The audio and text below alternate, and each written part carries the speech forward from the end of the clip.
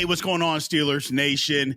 This is Big B, Brian Hanley, and this is Steelers Almighty Weekly. You can find us on YouTube and the socials anywhere at Steelers Almighty, as well as Steelers Almighty audio anywhere that you get your podcast. So make sure to tune in, like, follow, subscribe, and more importantly, leave those comments. We appreciate all of that. So the one thing in the previous video that we spoke about, we talked about, the offensive depth chart. We talked about some draft positions. Today, we're going to cover a multitude of things. So first thing we're going to talk about how important it is for the Steelers to get a cornerback. I think in the first two rounds, the Steelers might need to do that. Now, doesn't mean that they're 100% going to, but I think they've got to make a focus on how important getting a cornerback in this draft is. Next, we're going to talk about George Pickens. Look, is he a star? Can he be a star? What do the Steelers need to do to help him become a star? We'll cover that. Also, defensive tackle. Look, it needs to have an influx of young and some youth inserted in there. Look, Cam Heyward is still great. We love Cam Heyward, but at the same time, last year of his contract, getting up there in age, it's time to get some youth into that position. Now, I think infusing that and taking a look at that in this draft is something that we're going to have to do. And last but not least, we are going to have a 7-round Steelers mock draft. That's right. All 7 rounds. What I think is going to happen within the draft and where the Steelers are going to take people. Now, again, I mentioned at the beginning of this where cornerback is, just as a surpriser. I'm not sure the Steelers actually do that based on where the draft is. But we'll take a look at that and see exactly what's what with our 7-round Steelers mock draft. So let's dive into this. So the first thing is addressing corner in the first 2 rounds. I think the Steelers need to do that. I have said all along that I think wide receiver comes after cornerback as far as what the Steelers need to do.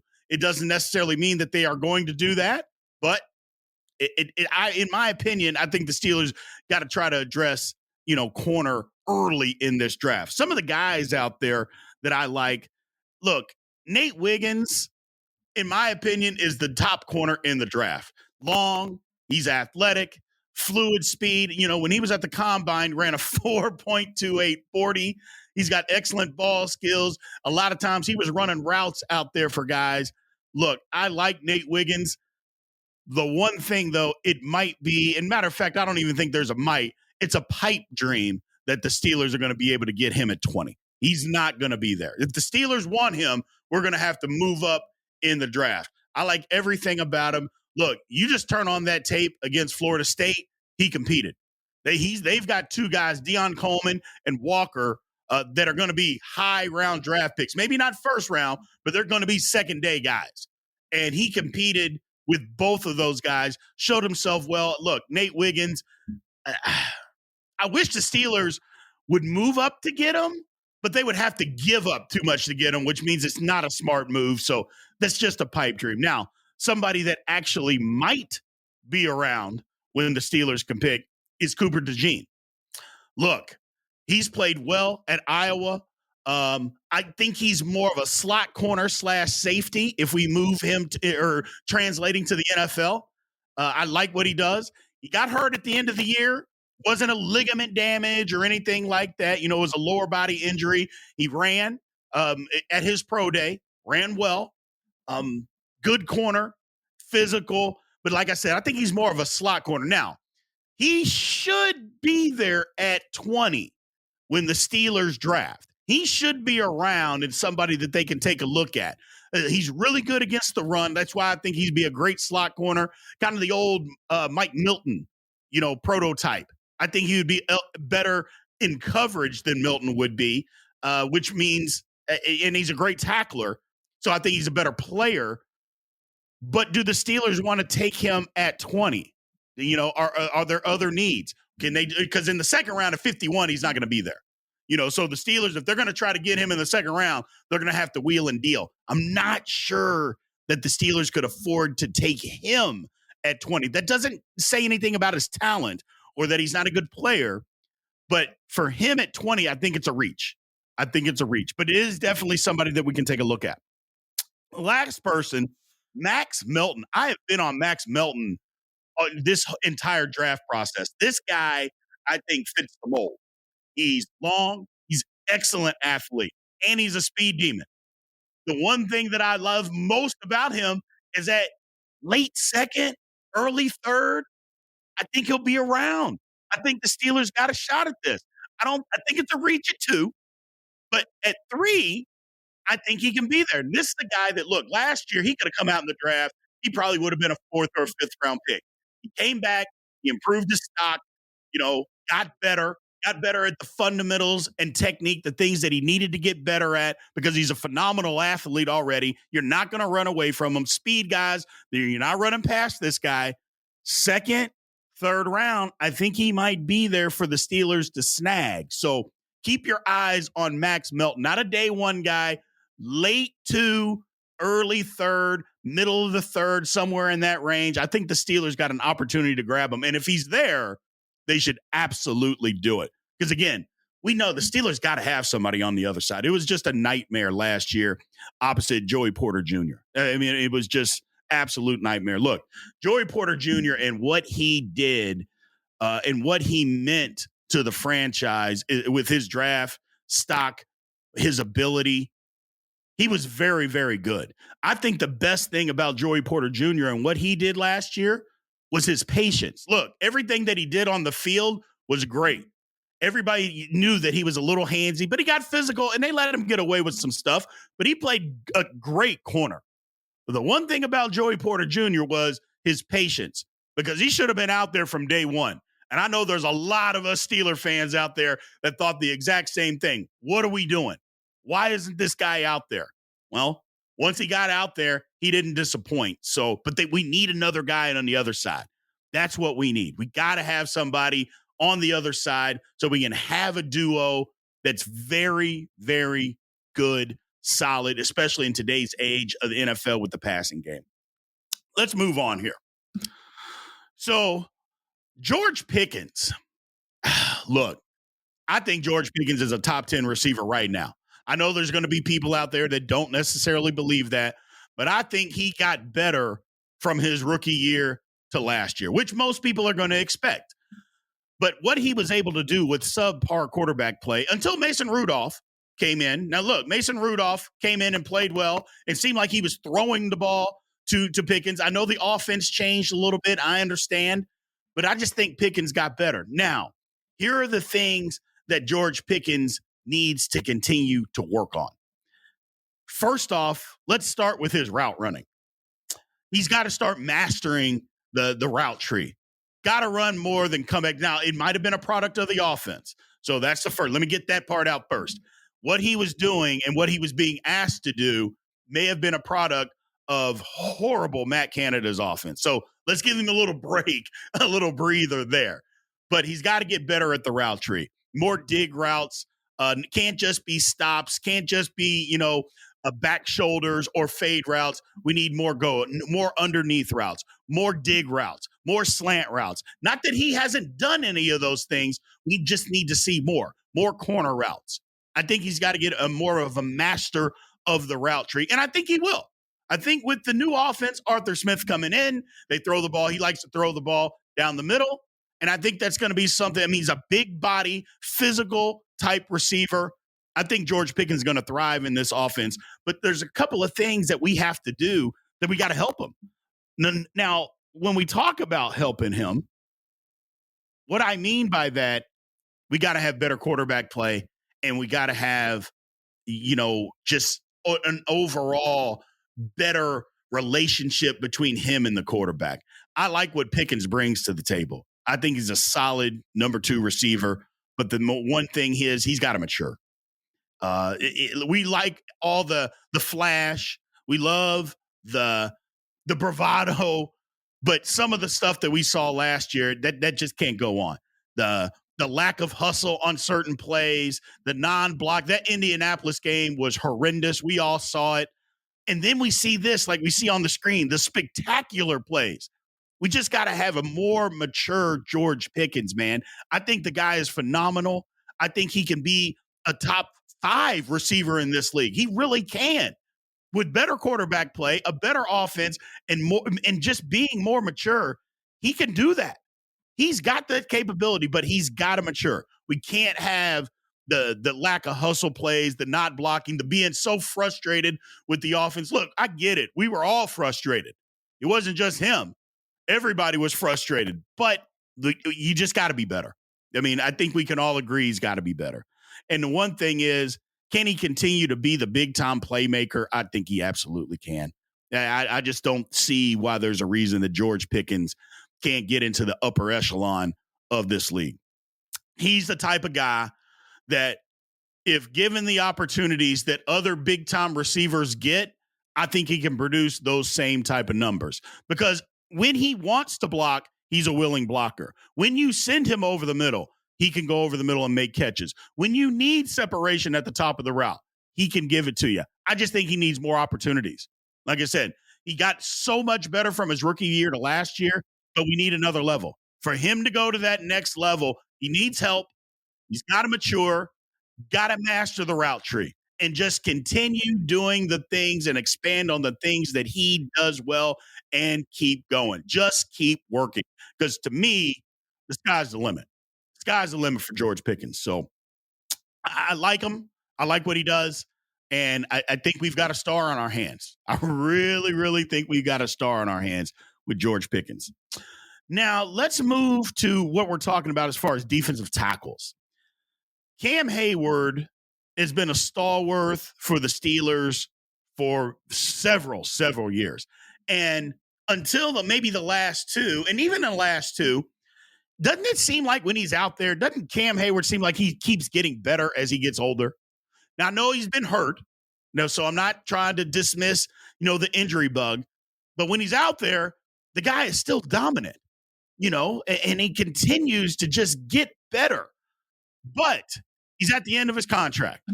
And that's the one thing. He's at the end of his contract.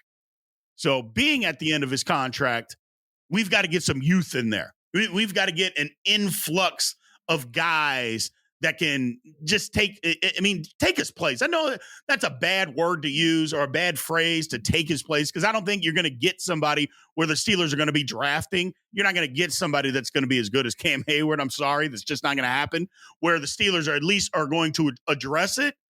But I think getting an influx of some youth, some more strength, maybe designate certain positions, I think that's going to help with the Steelers' defensive line and maybe get a little bit better of a rotation, or more of a rotation in there. Let's take a look at a couple of guys. So where I think the Steelers are going to try to draft some people, Justin Eboigbe. Let's see. I know a lot of people think, he's a little stiff around the edges, but I like what he does. I mean, he's solid. He would be a solid defensive end in the Steelers 3-4 defense. That's what I envision him. I don't envision him being a nose tackle, but in our base defense of 3-4, he's good against the run. If you don't block him, or if you don't pay attention to him, he's got sneaky pass rush moves. So just at the point of attack, he's very, very good and very stout. I like him being like I said, a run defensive end, possibly with improved pass rush skills, can get you something in a nickel look at defensive tackle. But in our base 3-4, I think he fits the mold. Like I really think he fits the mold.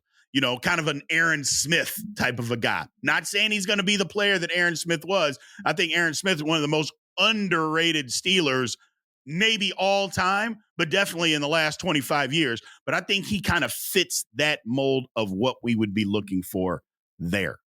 Another defensive tackle, Jordan Jefferson. Yeah, I like Jordan Jefferson out of LSU. Very good run defender. Now, how he's different, he's a pretty good athlete for his size, but he would be, in my opinion, would be a good for a nose tackle. Lastly, Brandon Dorius out of Oregon. Look, I like Brandon Dorius. He's improved. That was the one thing. I like these type of players. When you're getting evaluated, not that he was trying to come out last year, but he got evaluated. Hey, you got to improve your pass rush skills.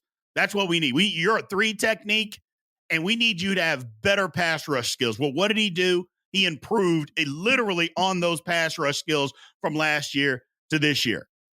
The one thing about him, he's got a motor, but sometimes he lacks getting it all out there all the time. That's the one thing. He's got to be, it's almost like he's motivated, but then he gets tired. Maybe it's a conditioning thing, because his motor doesn't always seem to be there. But when it's on, he's really good. And like I said, he's a guy that improved. He took coaching and said, you know what? You're right. I'll get better. If I'm trying to go to the next level, I'm a 3 technique. I need to be a pass rusher out of the 3 technique. I like what he's doing. Now, again, you're thinking, Brian, what are you talking about? Steelers run the base 3-4. Yeah, but how many times are the Steelers really in the base 3-4? With the passing the way that it goes these days, they're going to be more often not times they're going to be in the nickel. So if you're going to be in the nickel, you're going to need a pass rushing 3 technique. This guy, Brandon Dorius, can provide it out of Oregon. I really like what he brings to the table. And like I said, anybody that goes 1 year and you tell them what they need to do and they get better technique-wise, that's somebody that you can use on your football team. It's one thing if you get, a little bit more explosive, but when you take coaching and your technique gets better because you understand what they want at the next level out of you, that's somebody Steelers got to look at. I love somebody that loves to be coached. Now, let's break this down, this Steelers mock draft. I've been waiting for this all day. The Steelers are in a unique position where they're at 20. I personally think if the Steelers can move back to 25, if they can move back to 27, somewhere they pick up an extra 3rd round pick, something like not a 4th round. It would need to be a 3rd round if we're going to move back. If you can do that, I think the Steelers should do it. I want to repeat this. I do not believe the Steelers need to move up. No. Steelers aren't a player away. And when you're not a player away, there's no reason to give up draft picks. I know we have 2 3rd-round picks. We need them. There's no reason to give up a 3rd-round pick to move up 4 spots for somebody. And I know a lot of people are going to say, if you got to move up to get a tackle, no, we don't need to do that. I think at 20 is the perfect spot unless we decide to move back. And if we move back, you don't move back that far, but that 3rd-round pick, because nobody's going to give you a 2nd to move back 6 where we're at, but they will give you a 3rd. And don't take anything less than a 3rd. But let's dive into this, man. So Steelers at 20. Let's assume there's no trades, by the way. Let me clarify that. We're not going to make any trades. So round 1, pick number 20, Pittsburgh Steelers take Taliese Fuaga out of Oregon State. Number 1, he's huge, 6'6", 330, and he's a right tackle. He's exactly what the Steelers are looking for. Look, Broderick Jones is the left tackle. I know he played right tackle last year, but I'm sorry. Dan Moore, we love you, but the starting job is not yours anymore. You are going to be on our team unless we can trade you. But if you are going to be on the team, you're a swing tackle, and that's it. This is the pick. Taliese Fuaga, Oregon State, number 20. Now, I guess I should have clarified this at the beginning. This is how I believe the draft is going to go, okay? I know earlier in video, I said the Steelers need to address cornerback with the first 2 rounds, and I still believe that that's true. But as we all know, the draft never goes the way that you, me, anybody ever wants it to go. So things change, and you got to modify. You got to change with it. So first round, this is who I got. Taliese Fuaga, right tackle out of Oregon State, a monster. He is a legit right tackle. He's not somebody we're trying to move over. We get Broderick Jones over to the left, and then we got our 2 bookends for the next 5-7 years. In my opinion, I think the Steelers could do worse. This is an outstanding pick if they can get him at 20, because he's been shooting up the draft boards, but hopefully he's there. Second pick, number 51. Now, here's a guy I've seen 100 mock drafts, when I'm trying to put this thing together. I've looked at mock drafts and positions. Somehow this guy is still there, Zach Frazier. I've seen at least at 75% of them, he's there for the Steelers to pick at number 51. The Steelers got to do it. Look, we got to have a center. We don't even have a real legitimate center on the roster. I know people are talking about James Daniels. I think James Daniels, if you started his career maybe at center, but you didn't, he's a guard. We don't want to try to change him to guard now. Or change him to center now. He needs to stay at right guard. Zach Frazier is the pick. In my opinion, I think Zach Frazier is the best center in the draft. I know people, JPJ, I know they like him, Jackson Powers Johnson. I get that. But I would prefer the guy that has started for 3 years at center, didn't switch positions, has experience being a center. I'm always very leery of the guy that's only played 1 year. I get that JPJ out of Oregon won the Remington Award. I understand that. I'm just saying I prefer the guy that has all this experience, not to mention he's nasty, plays with a mean streak, has an incredible punch, which for a center in the National Football League, you need something. And he's got the feet. He's not the most athletic guy, but he's athletic enough. And he's not going to get pushed around. Lord have mercy. How many times do we see Mason Cole just get driven into the backfield or trying to help out on a shade and can't get any movement whatsoever, so nobody gets to the second level? It's not going to be the problem with Zach Frazier. That's the pick the Steelers take, second round at number 51. Now, in the third round, this is where it starts to become real dicey. Third round, I think the Steelers go wide receiver. Number one, they got 2 picks in the third round. Again, we're assuming no trades at all. Number 3, or in the third round, number 84, Jalen Polk out of Washington. It'll be tough for him to be there. But again, we never know how the draft is going to go. We just don't. And if he happens to be there, I think he's one of the better receivers in this draft. But others don't. It's a mixed bag. So we're just looking at what the influx might be. At number 84, Jalen Polk, very productive.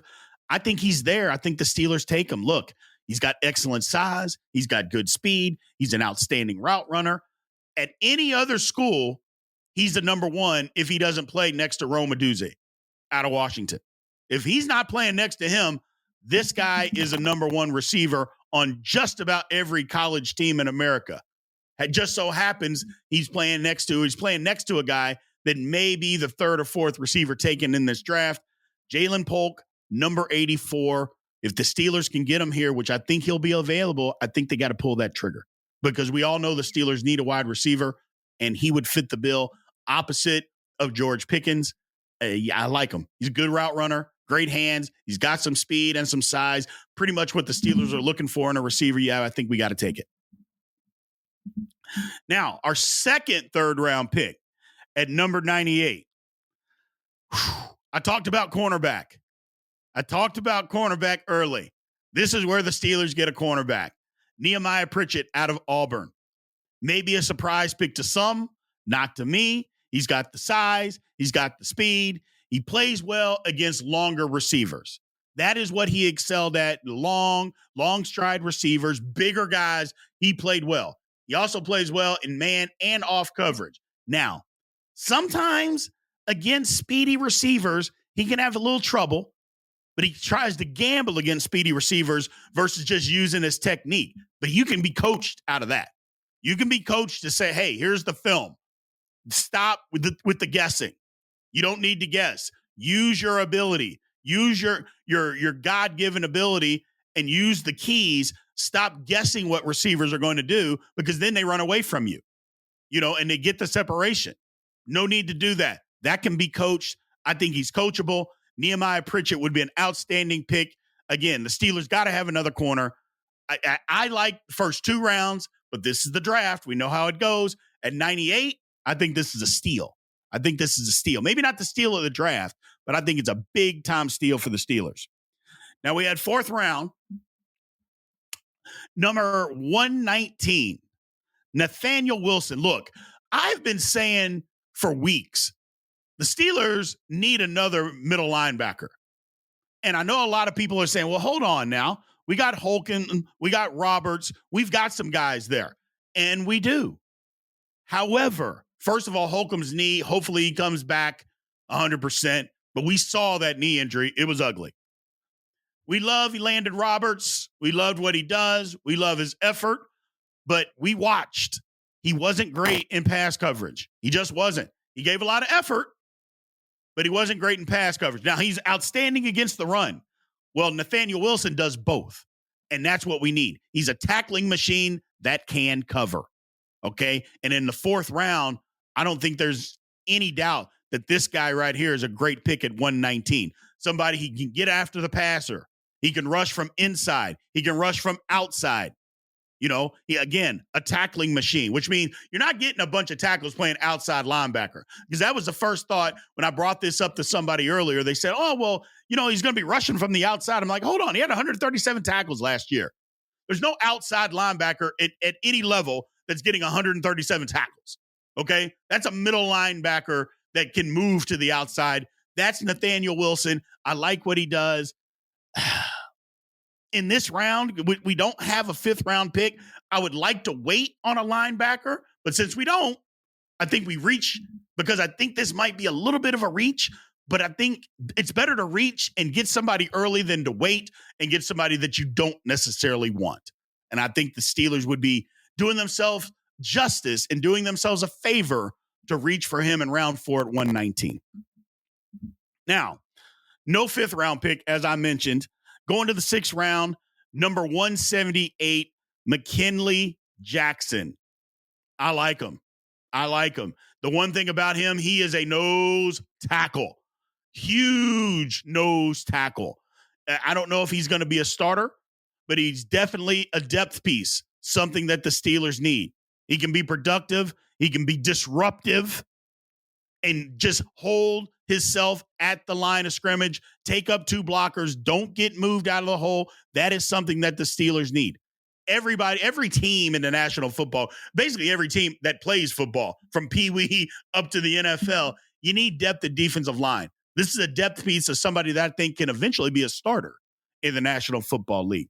Like I said, in the 3-4, the Steelers' base defense, he wouldn't be an every down guy. He's not going to be a guy that's rushing a passer in dime coverage. He's not going to be that.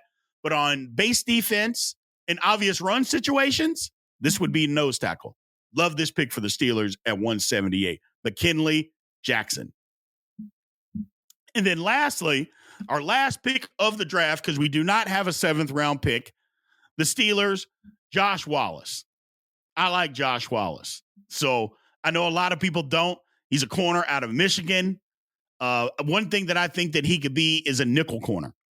You know, every team needs nickel corners. Look, Michigan played great defense this year. A lot of people say, well, it's a product of the system is why they were good. Well, the system was put in place, and they did a lot of man coverage in Michigan. That's what they did. Whether you're playing nickel corner or wherever you were at, Michigan lined up and said, we are going to play man coverage. Well, in the National Football League, you got to be able to play man coverage. And somebody that excelled at it was Josh Wallace. I like this pick at 195. Yeah, I think that's a solid pick, especially he doesn't have to come in. Now, he can compete for the starting job, but he doesn't have to come in and necessarily be that guy. But if he can, I love it. And if he can be a nickel corner, I'd love that even more. But that is basically what the Steelers would want to do with that pick. I think they got to get at least 2 corners in this draft. I know a lot of people are saying they got to get 2 wide receivers. They got to get 2 tackles. No. Well, let's get corner. Let's get corner solidified and go from there. So that's basically the synopsis of Steelers Almighty, Steelers mock draft. Let's go over it again. Let's put them all up there. Taliese Fuaga, our first pick at number 20. Zach Frazier, our center. We get him at 51. Jalen Polk, we get him at number 84, 3rd round pick. Hopefully he falls to us. Lord have mercy. If he falls to us, the Steelers are in business in this draft. I'm telling you. 2nd, 3rd round pick at number 98, Nehemiah Pritchett out of Auburn, cornerback. I love that pick. Not the steal of the draft, but close. Nathaniel Wilson, 4th round at 119. That's the one the Steelers are reaching for. That's the guy the Steelers are going to reach for. But again, tackling machine, depth at linebacker. Love the pick. McKinnley Jackson, our first 6th-round pick at 178. I like him. No big nose tackle. And then lastly, Josh Wallace at 195, our second 6th-round pick. Nickel corner, got a lot of experience playing man coverage out of Michigan. I like the draft. You know? And again, who in the hell knows if this is going to end up that way? But I definitely like what the Steelers would do. If we and here's the thing, grade the draft in the comments. If you like what we're doing, if you like this, tell me what you think the grade would be. You know, I think it's an A. I put it together, so obviously I think it's an A. But this is, again, we don't know what's going to happen. But if this were out there, what do you guys think about this? We address the needs: tackle, center, wide receiver, corner. We got another linebacker for depth. We got a nose tackle for depth. I like it. And definitely another cornerback at the end. I think the Steelers, if they could come away with this draft, I think it'd be near the top of the NFL. I really do. Depending on how everything else works out. Look, I don't want to be a crazy homer. I'm already a homer as it is, but I don't want to be a crazy homer. I like this draft, though. And the one thing about it, I think the Steelers with that second, 3rd-round pick, I've got a feeling they might make a move. I really do. I'm not necessarily going to like it, but I think they're going to package that up and try to move up in the 1st round. I think that's a mistake. I don't think we need to do it. Like I said, the Steelers are not one player away. And if you're saying that you're taking an extra 3rd-round pick to move up to get somebody, that's dicey to me. But I just have a feeling the way that the offseason has gone, the way they've been wheeling and dealing. I like Omar Khan, don't get me wrong, but the way they've been wheeling and dealing, I just have a feeling. I have this feeling that one of those 2 3rd-round picks is going to get packaged up and we're going to end up moving up in the draft. That's just my thoughts. So, but to close this thing out, you know, the offseason seems more important. This one seems more important to the Steelers than most. You know, with questions that the Steelers have, they got them at quarterback. You know, can the Steelers develop a quality offensive line? Can Pittsburgh find another 2 receiver, you know, next to George Pickens? A lot of questions, and it's weird because it's a ton of questions for a team that won 10 games and went to the playoffs last year. You think, man, a team like that, especially at quarterback, and they don't have another number 2 receiver, how the hell did that team win? How'd they get to the playoffs? Who knows? And Mike Tomlin magic. I know people hate talking about Mike Tomlin magic, but something has to be true. You know, I know we had the luck of the football gods, especially after losing those 2 games back to back at home to Arizona and New England. I'm sure you all were like me. You thought the season was over. How we ended up making the playoffs, it is what it is. But we've got those questions. I think this offseason is really important. But the division got better. And that's why I think the Steelers got to get better. Look, we know Baltimore, they lost some stuff, but they're still going to be good. They made some additions. Baltimore is still right there.